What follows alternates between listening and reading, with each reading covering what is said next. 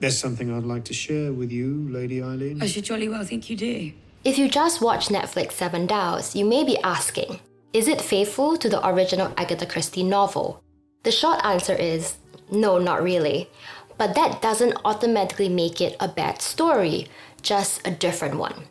So in this video, I'll be talking about the key changes that the adaptation makes, the filmmaker's intent behind those changes, and how those changes completely reshape the story. Timestamps are available down in the description box below if you want to skip around the chapters.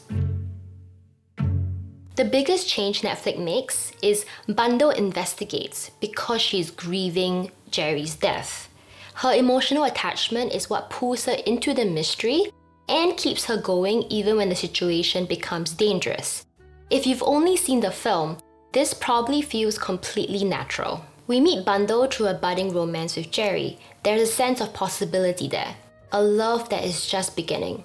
So when he dies, Bundle is grieving for a lost loved one.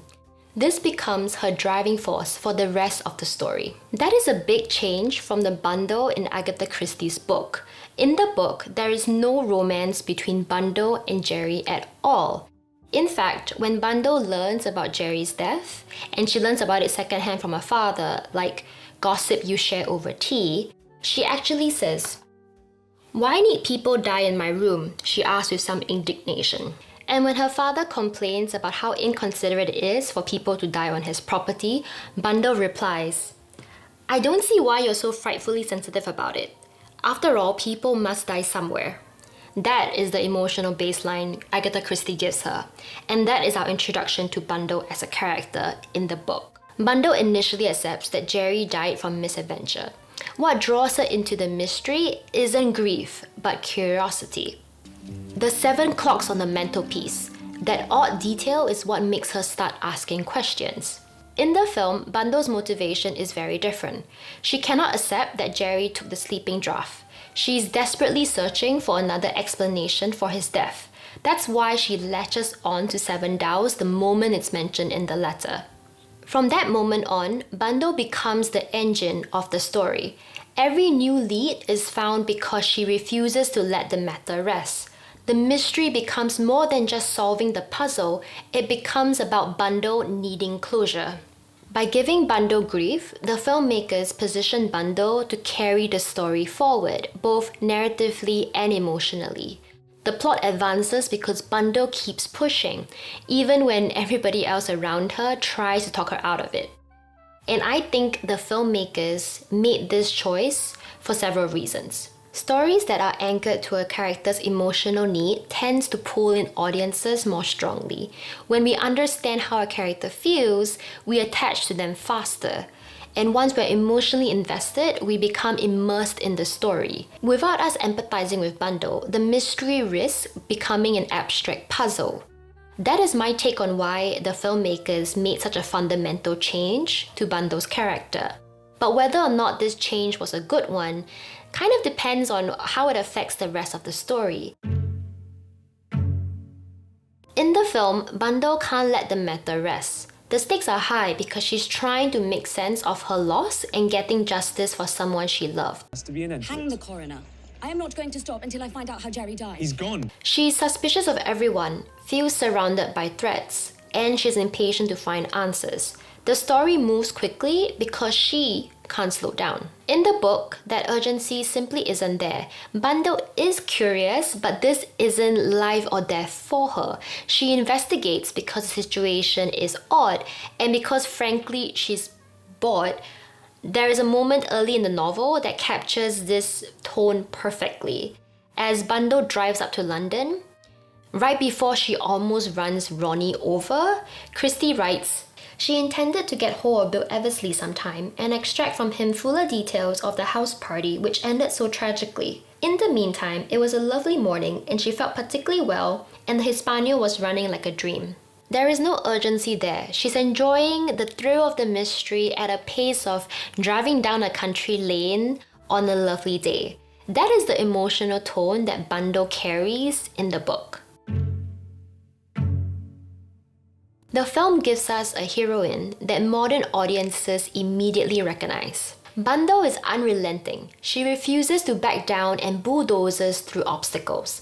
As viewers, we either admire her determination or find her abrasive.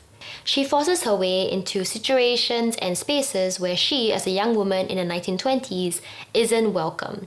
The clearest example that I can think of that demonstrates this is the scene where she barges into Scotland Yard. Miss, you can't go in there. You're quite mistaken, officer. I absolutely can.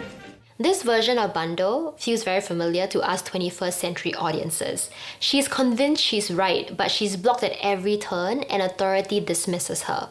This creates a natural bond between her character and us audiences because we watch her struggle and we root for her because she refuses to stop pushing forward. In comparison, in the book, Bando isn't dismissed, she's indulged. Her curiosity is allowed because it seems as harmless. Agatha Christie is quietly playing with the social assumptions of the time. A young woman of the genteel class can be curious, even meddlesome, without being treated as consequential by the people around her. Christie uses that assumption to her advantage. Because Bando is underestimated, she has the freedom to wander and poke into things without raising alarm. That is why the scenes between Superintendent Battle and Bando work so well in the book. He indulges her questions because they are harmless. In the film, the dynamic is very different. Bando is more urgent, more confrontational, and far more desperate for answers. She isn't being indulged, she's pushing against resistance. And that immediately changes the tone of every interaction Bando has with authority. If you've only watched the film, you might wonder, why doesn't Superintendent Battle just stonewall Bando and demand that she keep her nose out of police business? And why were you watching me when I was last with Ronnie Devereaux? This tension between the two characters is a direct result of who the film turns Bando into. The third shift is more subtle, but it has the biggest impact on the mystery itself. Very subtle. Because Bando is now the engine of the story, it changes how the mystery has to function. Because the story is driven almost entirely through her, the mystery has to reward her persistence. Every time Bando pushes, she has to uncover something. A clue, a confirmation, or some kind of forward momentum. If she finds nothing of substance, the story simply stalls. In the book, that pressure simply doesn't exist. Christie's Bando isn't the central engine driving the story forward. She actually treats this mystery pretty lightheartedly. It's a fun romp for her. It's an intriguing amusement. And because of that, Christie can afford to let Bando chase the wrong idea for long stretches of the story. In the film, the story is driven almost entirely through Bando. We discover the clues when she does, we learn information when she does, and crucially, we don't know things that Bando doesn't know. But in the book, Bando isn't the only narrator. We actually move through different perspectives, Bando, Jimmy, and Lorraine, and that fundamentally changes how we experience the mystery. Because we are given multiple perspectives, we are constantly asking ourselves an important question. Is this information meaningful or is it misleading? Christie keeps us second-guessing by giving us multiple characters and letting us see how they think, react, and draw conclusions in real time without telling us which one is correct. Here is one small example. In the book, Lorraine says, "You say that, do you think for 1 minute I'll be contented to keep out of it? When they killed Gerry, my own dear Gerry, the best and dearest and kindest brother any girl ever had, the only person belonging to me I had in the whole world." Jimmy cleared his throat uncomfortably. Lorraine, he thought, was wonderful. Simply wonderful. The first time we read this, it is easy to interpret that line as Jimmy's crush on Lorraine. But once we know the truth, we realize Jimmy isn't admiring her sincerity, he's admiring her performance. And that is how the novel works. It invites us to trust in what feels emotionally convincing in that moment, but it leaves us little hints pointing towards the truth. This is why I think Seven Dials is such a fun reread. You start to see just how carefully Christie plants her misdirections. And that brings us to the biggest misdirection in the story, the Seven Dao Society. The Seven Dao Society is probably the most confusing element of the story if you only watch the film. In the Netflix adaptation, Seven Daos is presented as a clandestine secret society operating in the shadows to prevent world-ending threats. Dark forces are rising across the world. But the more you think about it, the less it adds up. For example, you might have wondered, why does Bundle meet Alfred at the Seven Daos Club? They have an awkward conversation about Lady Caterham firing him, but that moment never really pays off. It just hangs there, vaguely suspicious. And there are other loose ends too. Who placed the 7 clocks on the mantelpiece after Gerry's death? Why does George Lomax receive a warning letter from Seven Daos? And most confusing of all, why does Ronnie, with his dying breath, say,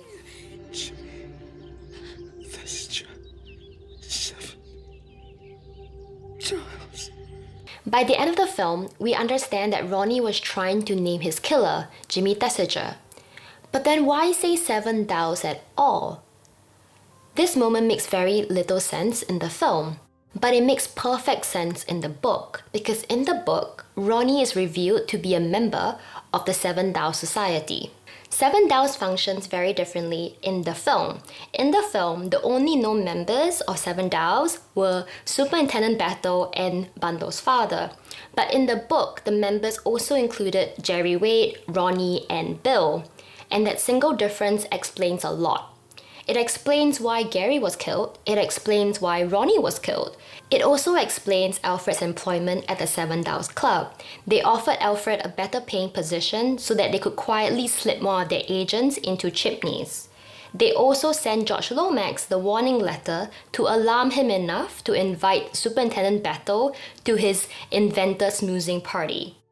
With that context, all the little details start to make sense. But in the film, because crucial elements of Seven Daos were changed, all of these loose ends were never tied. In both the book and the film, Seven Daos is meant to function as a red herring. But it works far better in the book, because Christie is especially clever in how Seven Daos become suspect in the first place. We are first led to suspect Seven Daos because Bundle sees it written in Gerry's letter and then hears it again in Ronnie's last words. She takes 1 plus 1 and gets 4. On their own, these clues are pretty flimsy. If you read a lot of murder mysteries like me, you wouldn't be convinced. But what Christie does next is genius. Bundle takes her suspicions to Jimmy Thesiger, and Jimmy, very cleverly, uses her misunderstanding to his advantage. He fans the flames of her suspicion by saying, I'm beginning to see Seven Daos must be the headquarters for some secret society, as Gerry says in his letter to you. He thought it rather a joke to start with, but evidently it wasn't a joke. He says as much. And there is something else. His anxiety that you should forget what he's told you. There can only be one reason for that. If that society suspected that you had any knowledge of its activity, you too would be in danger. I love this moment in the book. Jimmy is thinking on his feet, basically improvising here, and yet he is masterfully manipulating Bundle. Basically what he does is making sure that Bundle focuses in the completely wrong direction, but at the same time setting it up so that Bundle will report back to him everything that she learns about the Seven Daos Society. This is where the novel really shines. The red herring is created by Bundle jumping to conclusions and Jimmy's ability to adapt instantly. That's a level of character-driven misdirection that the film largely loses because they made Bundle the only point of view. So by now, I think you can see where the film diverges from the book. But I don't think Netflix misunderstood Agatha Christie's story. I think they were trying to do something very specific with it, and that was to make Bundle the emotional center of the story. The screenwriter even said in an interview, I really wanted the final images of this to be about Bundle herself. Bundle as an individual and Bundle as a woman going forward into the rest of the decade. And because of that decision to change Bundle, it caused all of the cascading effects that I talked about. but that change also made it necessary to change the ending. The plot twist at the end is the most obvious deviation from the original book. In Agatha Christie's original novel, the true culprits were revealed to be Jimmy Thesiger and Lorraine Wade. But in the film, there is a true mastermind that acted behind the scenes, and that was Lady Caterham. Some people liked this plot twist because it led to one of the most emotionally charged moments in the film. I lost everyone I ever loved. Not me. Others don't like it because Lady Caterham's motivations felt abrupt or out of place. But I'm not here to argue good or bad. I'm actually far more interested in talking about why I feel the filmmakers had to make this choice. From a storytelling perspective, the moment that they made the driving force behind the story be Bundo's emotions, they had to make sure that the ending also carried the same emotional weight. In Agatha Christie's original ending, Jimmy is revealed to be a remarkably effective thief who steals valuable inventions to fund his cozy lifestyle. Lorraine is revealed to be devoted body and soul to Jimmy, quietly feeding him information when Gerry and Ronnie get too close to the truth. This ending worked for the light-hearted, playful story that Agatha Christie wrote. Jimmy and Lorraine's motivations are small, selfish, and slightly absurd. That's the point. The pleasure comes from realizing that something so dramatic was driven by something so petty. But for the Netflix version, the filmmakers couldn't ask the audience to follow a protagonist driven by grief, anger, and emotional urgency, only to resolve the mystery with a light comic reveal. They needed an antagonist who could meet Bundo at the same emotional level. That's why I think the filmmakers needed to create Lady Caterham. They needed an emotionally heavy antagonist. If not, Bundo's journey would have felt anticlimactic. So that's why Lady Caterham was elevated to become the central villain, and also why Jimmy and Lorraine were reduced to simple henchmen. It was all to make sure that the story was emotionally balanced.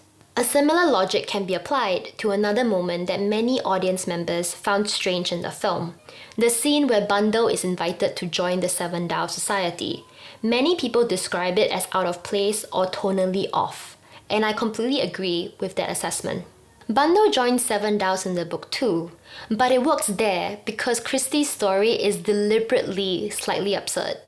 In the novel, Superintendent Battle explains how Seven Dials started. It began with some of the young people wanting a bit of excitement. It was Mr. Wade that first got on to me. He suggested the formation of a band of what you might call amateur workers to do a bit of secret service work. Seven Dials isn't meant to feel solemn or serious. It's a group of well-meaning amateurs that treat espionage as a lark. With that context, Bundo joining makes perfect sense. It's a continuation of the story's playful, slightly ridiculous tone. But in the film, Seven Dials is reframed as a grave, world-saving organization that gets its members killed in far-flung places. What felt light and funny in the book now feels oddly out of place because the tone of the overall story has changed. This scene no longer fits the same way. And I think that's the adaptation's biggest miss. I understand why the filmmakers made Bundo the emotional center of the story. It gives the narrative momentum, it raises the stakes, and it anchors the mystery to a central character who we can empathize with. But once that change was made, everything else that surrounds it had to change with it. It no longer feels like a tightly weaved story, and the parts that they didn't change ended up being loose ends. So that's my analysis of Netflix Seven Dials. Taken on its own, I think that the 3-part series is actually a fairly enjoyable murder mystery, especially if you approach it as a character-driven story rather than strictly a puzzle. That being said, I think that the Agatha Christie novel is well worth the read, even if you have been spoiled by the film and even my video here. The book is very tonally different from the film. It is more light-hearted, a little bit more playful, and it's built around the misdirection that Agatha Christie is so well known for. If this video changed how you thought about the story, even just a little, I would love to hear your thoughts in the comments below. If you enjoyed this video, please do click subscribe and I'll see you in a future one. Goodbye!